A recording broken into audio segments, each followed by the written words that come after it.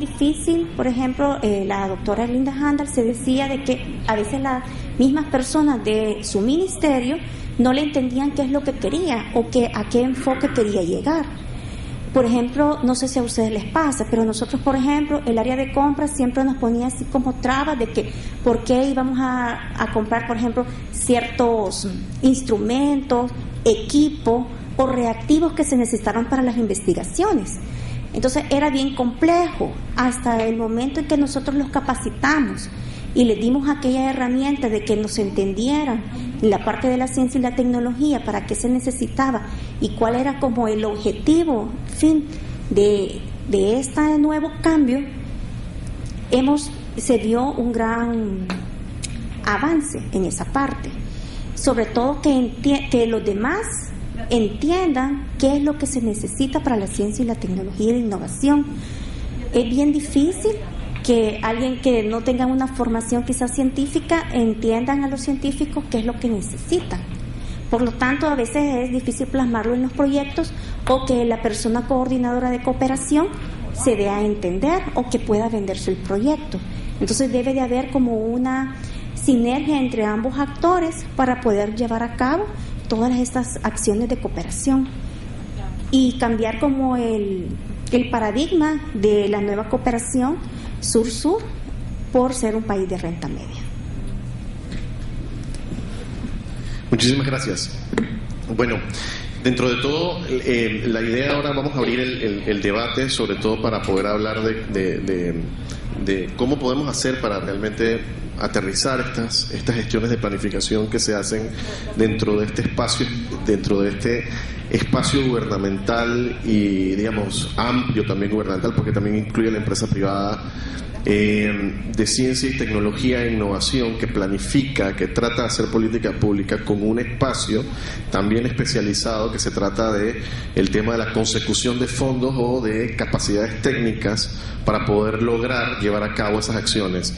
Tenemos entonces una posición de un país que tiene una capacidad ya emergente para poder brindar cooperación, que es el Perú, que es nuestra sede del día de hoy, y además tenemos espacios de desarrollo y de intereses para llevar a cabo cooperación sur-sur, como ha presentado el representante de Guatemala, y de la misma forma la representante de El Salvador, que presenta también una necesidad de poder hacer interacciones entre estas dos áreas.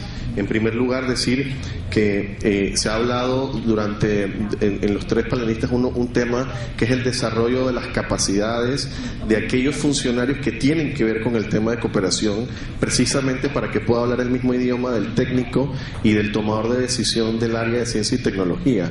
Es uno de las labores, digamos, en la que tenemos que trabajar, y aquí un poco inquietar si la labor que tenemos que hacer a nivel de cooperación y de acción es solamente una acción nacional, o tenemos que pensar en acciones multilaterales regionales que nos permitan poder tener acceso y ampliar los horizontes de esas respuestas. En otro espacio pues se ha hablado del enfoque de país de renta media, que, digamos, por razones de economía y de la forma en que se plantea la cooperación internacional, pues cada vez recibe menos fondos para poder hacer desarrollo, y eso ha creado de alguna manera una brecha muy grande entre países que todavía tienen espacios inmensos, gigantescos para el desarrollo humano, y de alguna manera también nos llama a abrirnos a formas innovadoras de llevar a cabo la cooperación, y aquí ponerles, digamos, de alguna manera inquietarlos con la posibilidad de cooperación triangular, pero más que todo cooperación triangular saliendo de esa visión únicamente nacional, ampliándola a un nivel regional. Tiene todo el sentido del mundo, porque la cooperación regional no ha disminuido. Los países que siguen siendo los número uno en cooperación siguen haciendo cooperación regional mientras disminuyen la cooperación bilateral. Es por ende que resulta una medida alternativa para aquellos países de renta media que necesitan pues poder contar con fondos y con espacios también de desarrollo de capacidades técnicas. Y en el tema se ha hablado también el tema de la medición de impactos de la política pública y de sistemas de estadística y cifras, y creo que este es un paradigma que no solamente lo tiene el espacio de ciencia y tecnología, sino que es un paradigma de todos los espacios de cooperación del globo. Poder medir realmente impactos de los intercambios de monetarios y de capacidades técnicas que cada uno intercambiamos, es necesario realizarlo. Sigue siendo todavía un espacio de muchísimo desarrollo, pero definitivamente pareciera ser que la definición o que la respuesta sería un llamado a una medición mucho más allá de una medición nacional. Se trata de una medición global, sobre todo si hablamos de objetivos de desarrollo sostenible que precisamente dependen de la herramienta de innovación y tecnología para poderse llevar a cabo. En ese sentido, yo quiero iniciar, preguntándole al panel cuál, desde su punto de vista y desde su área de incidencia, ha sido el desafío más grande para el tema de la convergencia entre la política de ciencia y tecnología e innovación y la correspondencia con los planes de cooperación y de desarrollo que realizamos a lo interno de nuestros espacios de incidencia como actores de cooperación.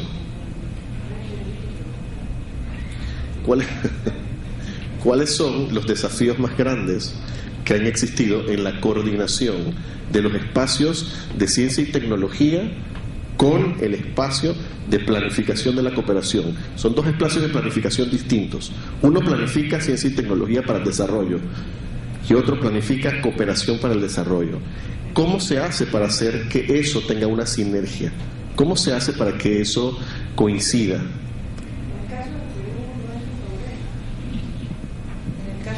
No es un problema porque los temas de cooperación para ciencia y tecnología los maneja el mismo ente rector que genera las políticas de ciencia y tecnología. O sea, la cooperación para ciencia y tecnología no está en la Agencia de Cooperación Internacional. Entonces, ese no es un problema, o me equivoco, para nosotros manejar ese tema. No es un problema. La pregunta entonces sería, si no lo maneja la entidad que centraliza la cooperación, ¿cómo se mide el impacto de la generación de cooperación en el tema de ciencia y tecnología, tomando en cuenta que Perú en este momento intenta o se presenta como un cooperante emergente en este tema? Mira, que yo sepa, el CONCITEC está trabajando muy de cerca con el Ministerio de Economía nuevas fórmulas para medición del impacto y de la inversión en ciencia y tecnología. Yo no participo en eso, pero de alguna conversación que he tenido con Gisela Orjeda, ella me comentaba, por ejemplo, X universidad estatal recibía una cantidad de fondos. Tú ibas donde esa universidad, le preguntabas, ¿cuánto estás invirtiendo en ciencia y tecnología? Y te daba una cifra que no incluía el sueldo del investigador, ni los servicios que se estaban empleando en la investigación, ni incluía los materiales que se estaban empleando. Entonces no era un registro certero de la inversión. Entonces todas esas cosas se han estado trabajando en los últimos años. Entonces yo no creo, por eso es que en la mayoría de las publicaciones internacionales los datos que hay del Perú son muy antiguos, porque el Perú no ha vuelto a entregar datos formales, porque no los tenemos hasta que no tengamos un buen sistema de medición. Lo que te podemos decir es cuánto dinero ha dedicado el gobierno peruano anualmente en los últimos 6-5 años en inversión a ciencia y tecnología. Esa es la única cifra que es real. Todo lo demás No lo es.